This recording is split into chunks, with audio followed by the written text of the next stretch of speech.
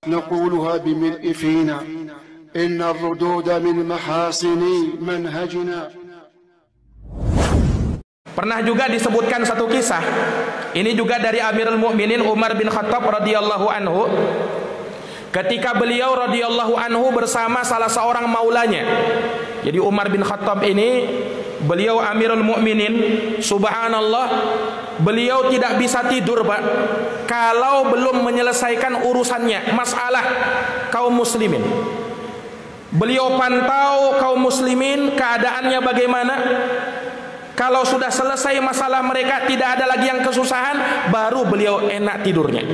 Kalau enggak, beliau akan keliling kota Madinah memeriksa siapa orang-orang Islam, orang-orang yang beriman yang lagi kesusahan. Beliau bantu. Ini di masa kepemimpinan beliau ketika itu, radhiyallahu taala anhu.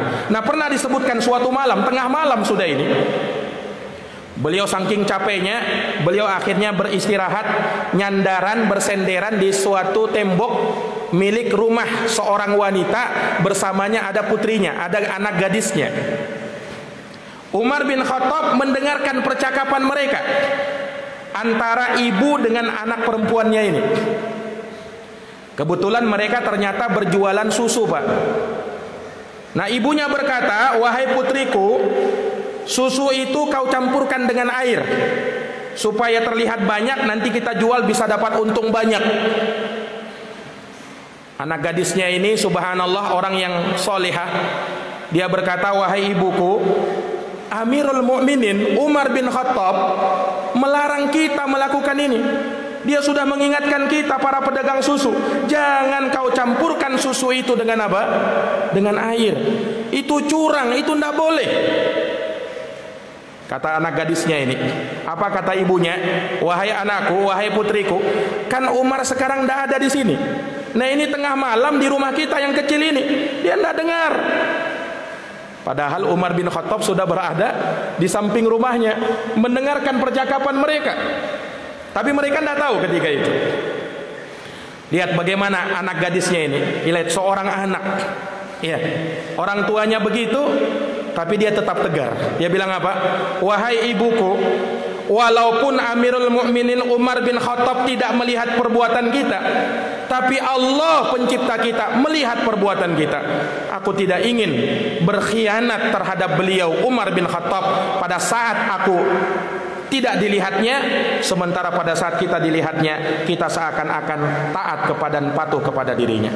Mendengarkan ucapan anak gadis tersebut, subhanallah, Umar bin Khattab radhiyallahu anhu langsung apa?